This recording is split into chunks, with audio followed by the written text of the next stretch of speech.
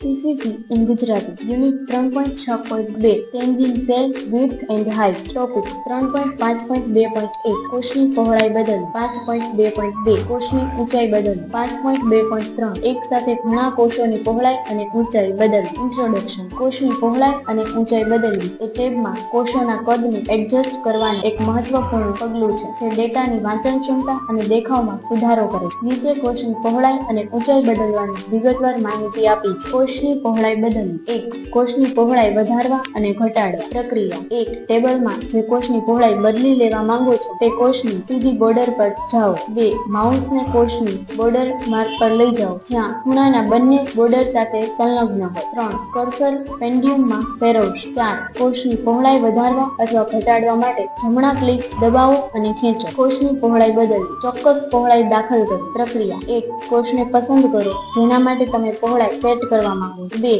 Layout ટેબમાં જાઓ. 3. Cells size વિભાગમાં width ફિલ્ડમાં ચોક્કસ કિંમત દાખલ કરો. કોષની ઊંચાઈ બદલવી. 1. કોષની ઊંચાઈ વધારવા અથવા ઘટાડવા. પ્રક્રિયા. 1. ટેબલમાં જે કોષની ઊંચાઈ બદલી લેવા માંગો છો તે કોષની સીધી બોર્ડર પર જાઓ. માઉસને કોષની બોર્ડરના માર્ક પર લઈ જાઓ. કર્સર ડોક્યુમેન્ટમાં ફેરવશો. કોષની ઊંચાઈ વધારવા અથવા ઘટાડવા માટે જમણા ક્લિક દબાવો અને ખેંચો. કોષની ઊંચાઈ બદલવી. ચોક્કસ ઊંચાઈ દાખલ કરવી. પ્રક્રિયા. કોષને પસંદ કરો જેના માટે તમે ઊંચાઈ સેટ કરવા માંગો છો. લેઆઉટ ટેબમાં જાઓ. સેલ્સ સાઇઝ વિભાગમાં હાઇટ ફિલ્ડમાં ચોક્કસ કિંમત દાખલ કરો. એક સાથે ઘણા કોષોની પહોળાઈ અને ઊંચાઈ બદલવી. પ્રક્રિયા. ઘણા કોષોને પસંદ કરો. કોષોના કદને એક સાથે બદલવા માટેની મેથડનો ઉપયોગ કરો જે ઉપરાંત વિગતવાળી માહિતી આપે છે. Thank you.